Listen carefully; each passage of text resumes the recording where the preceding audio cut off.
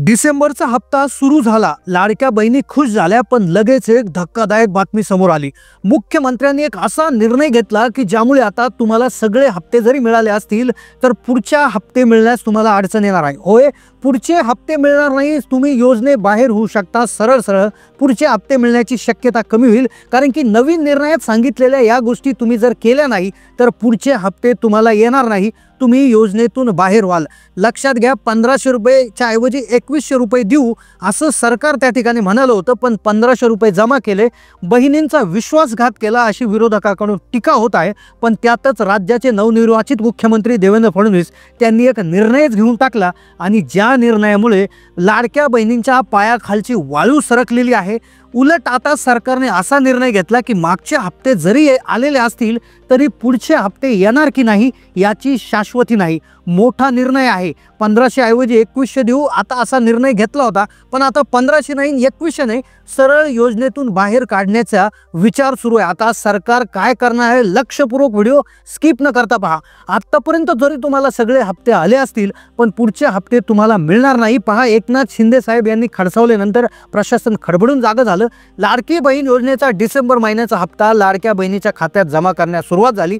तुमच्या खात्यात सुद्धा पैसे आले असतील आणि तुमचे नसतील आले तर तुम्हाला काय करायचं 30 सेकंदात सांगणार आहे। पण तुम्हाला माहित आहे की जवळपास 2 महिन्यापासून लाडक्या बहिणी डिसेंबरची वाट पाहत होत्या। पैसे आत्ता आले, पण विनाकारण पहा क्षुल्लक कारणावरून योजनेतून बाहेर काढण्याचा निर्णय सरकारने आज घेतलेला आहे। अशा काही महिला असणार आहे की ज्यांना इथून पुढचे पैसे मिळणार नाही। तुम्ही जर अर्जंट हे काम जर केलं नाही तर तुम्हाला 7वा हप्ता मिळणार नाही। पहिला टप्पा एकूण 24 जिल्ह्यात 1.5 कोटी महिलांच्या खात्यात 1500 जमा झाले आणि त्यातच एक चिंतेची बातमी आली। लाखो महिलांच्या खात्यात अजूनही 6वा हप्ता जमा झाला नाही आणि त्यातच 7व्या हप्त्याविषयी अपडेट आले। आता हे काम केल्याशिवाय तुम्हाला पैसे मिळणार नाही। छोट्या छोट्या क्षुल्लक कारणावरून योजनेतून महिलांना वगळण्यात येत आहे आणि अशी चर्चा विरोधकाकडे होत आहे की तिजोरीत पैसे राहिलेले नाही, तिजोरी खडखडत आहे, सरकारकडे पैसे नाही। बहिणींनी महायुतीवर विश्वास ठेवून मतदान केलं, कित्येक महिलांसोबत विश्वासघात होताना दिसत आहे अशी विरोधकांकडून सातत्याने टीका होत आहे। लाडक्या बहिणी आता परक्या झालेत का? आता तुम्हाला माहिती आहे महागाई वाढले, तेलाचे भाव, पेट्रोलचे भाव असतील, गॅसचे रेट जबरदस्त वाढलेले आहे। काही का होईना महिलांना त्यातून दिलासा मिळत होता, 1.5 रुपये येत असताना। त्यामुळे 6वा हप्ता आला होता 2 टप्प्यात। 24 जिल्ह्यात 1.5 कोटी महिलांच्या खात्यात हे पैसे जमा झाले होते। पण पहा, तुम्हाला अजूनही पैसे जमा झाले नसतील तर कमेंट करा, 1 सेकंद सुद्धा हा व्हिडिओ स्किप करू नका। पहा, लक्षपूर्वक ऐका, कारण की आता लाडकी बहीण योजनेच्या पुढील हप्त्यासाठी हे काम तुम्हाला अर्जंट करायचं आहे, अन्यथा तुम्ही योजने बाहेर व्हाल। आता हे बँक खातं चालणार नाही। लाडकी बहीण योजनेचा हप्ता आता फक्त ह्याच बँकेत येणार, बाकीचे बँक खाते रद्द होणार। लाडकी बहीण योजनेचे सगळे हप्ते तुम्हाला आले असतील, 1-2 राहिले असतील किंवा काहीच पैसे आले नसतील तर पुढचा जो हप्ता वाढून 2100 रुपये झाला होता, जो आता कदाचित 1500 येईल, पण तुमचं बँक खातं तुम्हाला आता चेक करावं लागणार आहे। महिलांसाठी अर्जंट तातडीची सूचना, तुमचं आधीचं बँक खातं आता चालणार आहे की नाही लगेच चेक करा 30 सेकंदात, कारण की बँक खात्यावरून 7व्या हप्त्यासंदर्भात मोठी अपडेट आली आहे। तुमच्या खात्याला डीबीटी ॲक्टिव्ह आहे का, सरकार इनॅक्टिव्ह त्या ठिकाणी झालं आहे का, केवायसीचा अर्ज केला आहे का, क्लिअर कट 30 सेकंदात समजून घ्या, कारण की लाडक्या बहिणींच्या खात्यात आता हप्ते जमा होणार नाही। अर्जंट तुम्हाला एक काम करावं लागणार आहे। लाडकी बहीण योजनेच्या हप्त्यामध्ये बदल झाला आहे, 1500च्या वाढून 2100 करण्याचा होता, पण 1500 सुरू राहतोय। डिसेंबरचा हप्ता 1500 मिळत आहे। आता 7व्या हप्त्यातून बहिणी बाद होणार, बँकेचं हे खातं चालणार नाही। कसं चेक करायचं 30 सेकंदात तुम्हाला व्हिडिओच्या शेवटच्या भागात लगेच कळेल। व्हिडिओ स्किप करू नका, कारण की पहा, जर हे तुम्ही चेक केलं आणि तुम्हाला ही गोष्ट नसली तर तुम्हाला बँकेत जावं लागणार। तर काय निर्णय आहे, कोणत्या महिला योजने बाहेर जातील, 7वा हप्ता मिळणार नाही, काय कारण आहे, अतिशय महत्त्वाची सूचना संदर्भात झालेली आहे। पहा, निवडणुकीच्या पार्श्वभूमीवर लोकांना 1500 ऐवजी 2100 देऊ अशी त्या ठिकाणी ग्वाही दिली होती, पण काही कारणास्तव 1500 सुरू झाले। विरोधकांकडून सतत टीका चालू आहे की आता लाडकी बहीण तुमची त्या ठिकाणी हे झाली का, परकी झाली का? कारण की पहा, आता फार महत्त्वाचा प्रश्न आहे बघा, 6व्या हप्त्याचे जमा झाले की नाही हा महत्त्वाचा प्रश्न आहे। आता पुढच्या 7व्या हप्त्याचे पैसे येतील की नाही, कारण की मोठा निर्णय आहे, महिलांना धक्का बसलेला आहे। आता ही गोष्ट तुम्हाला अर्जंट चेक करणं खूप गरजेचं आहे। आता पहा, पुढचे उदाहरणार्थ तुम्हाला डिसेंबर, जानेवारी, फेब्रुवारी, मार्चपर्यंत तुम्हाला 1500 त्या ठिकाणी मिळतील आणि तिथून पुढे 2100 पुढच्या अर्थसंकल्पात एप्रिलपासून सुरू होतील। म्हणजे जवळपास 2100 जरी म्हणलं तर वर्षाला 25,200 आणि पुढील 5 वर्ष सरकार चालेल तर जवळपास 1,00,000 30,000च्या आसपास ही रक्कम आपण अंदाजे धरली तर एवढा मोठा तुमचा लॉस होऊ शकतो, कारण की पुढचे हप्ते तुमचे बंद होऊ शकतात. 6व्या हप्त्यापासूनच तुम्हाला पैसे मिळणार नाही. तुम्हाला अर्जंटमध्ये ही गोष्ट चेक करायची आहे. नवीन नियम आहे, त्यानुसार तुम्हाला चेक करायचं आहे. डायरेक्ट मोबाईलवर आम्ही तुम्हाला करून दाखवणार प्रॅक्टिकली काय चेक करायचं, कसं चेक करायचं, कारण हे केल्याशिवाय तुम्हाला हप्ता येणार नाही. लक्षात घ्या. आता काय चेक करायचं, आधार नंबर टाकून. आता सगळ्यात आधी तुम्ही काय करा, तुमचा आधार कार्ड घ्या, तुमचं बँक खातं जवळ घेऊन बसा. कोणतं बँक खातं जोडलं होतं ते थोडंसं आठवा. बँक खातं आणि आधार कार्ड घेऊन बसा. तुम्हाला आधार नंबर मोबाईलवर लगेच टाकून चेक करायचं, लगेच सांगतो 30 सेकंदात. आणि ते जर नसेल तर पुढं काय करायचं पहा, लक्षपूर्वक ऐका, कारण की आता महिलांना 7व्या हप्त्याविषयी मोठा प्रॉब्लेम झालेला आहे. काय प्रॉब्लेम आहे तो देखील शेवटी सांगणार आहे, पण एकदा हे मोबाईलवर चेक करा. हे काय स्टेटस आहे तो लगेच कमेंट करा. कसं चेक करायचं लगेच बघून घ्या. हे पहा, सगळ्यात आधी गुगलवर तुम्हाला इथे सर्च करायचं आहे UIDAI. लक्षात घ्या, UIDAI सर्च करायचं आहे. क्लिक करून इथं पहिला जो सर्च ऑप्शन येईल UIDAI याच्यावर क्लिक करायचं आहे.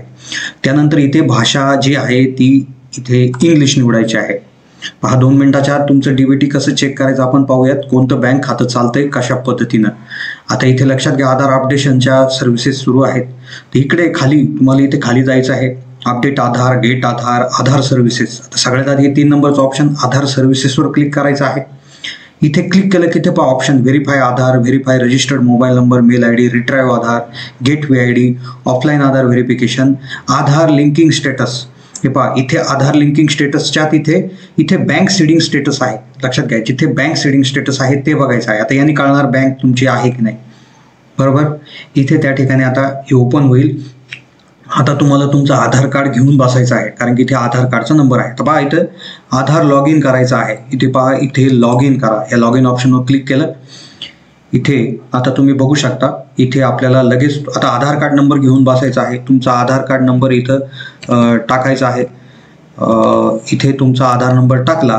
काही कॅप्चा म्हणून हे इथं अक्षर आहेत बघा. हे इथले अक्षर जे आहेत काय काय आहेत बघा. BN, इथे 4, 2 आणि F. हे जसंच्या तसं साधारणपणे इथे BN42F. आणि इथे खाली इथे आपला जो नंबर आहे तो नंबर व्यवस्थित टाकायचा आहे. आणि इथे लॉग इन विथ OTP वर क्लिक करायचं आहे. इथे पाहू शकता. आता तुमचा जो मोबाईल नंबर कनेक्ट केलेला आहे त्या मोबाईल नंबर एक मेसेज येईल. मेसेजचा जो आहे तो OTP येणार आहे. तर तो OTP इथं टाकून द्यायचा आहे. आणि लगेच तुम्हाला आता समजणार आहे तुमचं बँक खातं चालेल की नाही. थोडासा वेळ गेले, 1 सेकंद 2 सेकंद. तर पाहू शकता तुम्ही, फार महत्त्वाची स्टेप आहे, कारण की हे जर केलं नाही तर पुढचे पैसे येणार नाही. लक्षात घ्या. त्यामुळे बिलकुल आता पहा, पुढची स्टेप अतिशय महत्त्वाची आहे. आता इथे पहा, इथे सर्व्हिसेस येतात. डॉक्युमेंट डाउनलोड आधार PYC, address update, bank seeding status. तर आपल्याला इथे बघायचं आहे बँक सीडिंग स्टेटस. हे पहा, इथला ऑप्शन म्हणजे 3, 4 आणि 5 नंबरचा. याच्यावर क्लिक करायचं आहे. मोबाईलवर देखील तुम्ही करू शकता. तिथे पाहू शकता की congratulation, your Aadhaar bank mapping has been done.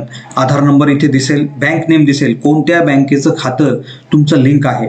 Bank seeding status इथे ॲक्टिव्ह. इथे हे ॲक्टिव्ह आणि ग्रीन टिक असली पाहिजे. आणि लास्ट अपडेटेड डेट ही काही असू द्या, पण हे इथे ॲक्टिव्ह असलं पाहिजे. बँक ऑफ महाराष्ट्र जे आहे, म्हणजे इथे माझं बँक ऑफ महाराष्ट्र आहे, तुमचं दुसरं कुठलं तरी असायला पाहिजे, पण इथे हे असणं गरजेचं आहे. नसेल तर तातडीनं बँकेत जाऊन तुम्ही चौकशी करा. तुम्ही चेक केला असेल आधार नंबर टाकून की तुमचा DBT ऍक्टिव्ह आहे का, बँक सीडिंग ऍक्टिव्ह आहे का. जर तिथे ऍक्टिव्ह असेल तर ओके आहे. तुमचं कोणतं बँक खातं आहे ते देखील तुम्हाला समजलं असेल.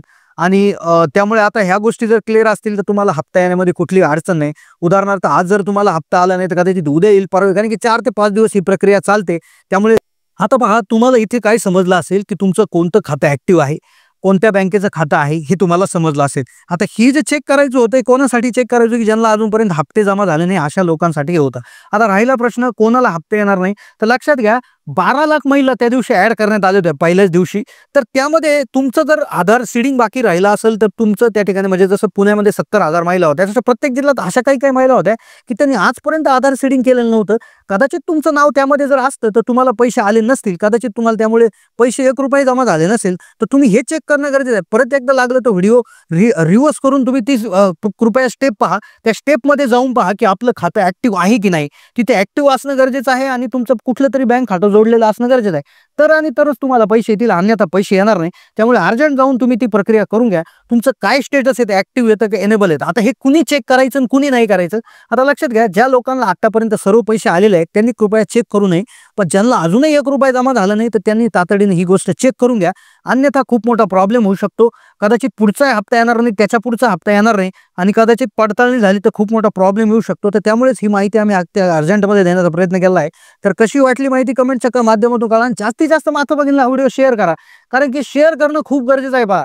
कारण की जास्तीत जास्त, कारण की आता पहा, घरकुलासाठी तुम्हाला 1,30,000 रुपये मिळणार आहे. त्यासाठी तुमच्याकडे 15,000च्या आत उत्पन्न पाहिजे. त्याचबरोबर आता काल मुख्यमंत्र्यांनी सोलर देखील देणार आहे. ज्या महिलांना घरकुल दिलं जाईल, घर दिलं जाईल, घरासाठी पैसे दिले जातील, तर त्या महिलांना सोलर पॅनल देखील मोफत दिले जाणार आहे पहा. तर जबरदस्त योजना आहे. त्यामुळे आता तुमचं बँक खातं डीबीटीला एनेबल असणं गरजेचं आहे. बँक खातं आधारला जोडलेलं गरजेचं आहे. सीडिंग असणं गरजेचं आहे. तर या 2-4 गोष्टी फार महत्त्वाच्या आहेत. तर त्यामुळे नक्की तातडीनं तुम्ही चेक करून घ्या. अन्यथा तुमचा खूप मोठा प्रॉब्लेम होऊ शकतो. कारण की आता योजना म्हणजे सुरुवातच झालेल्या योजनांना जबरदस्त सुरुवात झालेली आहे. तर त्यामुळे तुम्ही ते चेक करा अर्जंटमध्ये आणि लगेचच्या लगेच त्या ठिकाणी काय येतंय ते कमेंट करायला विसरू नका. धन्यवाद.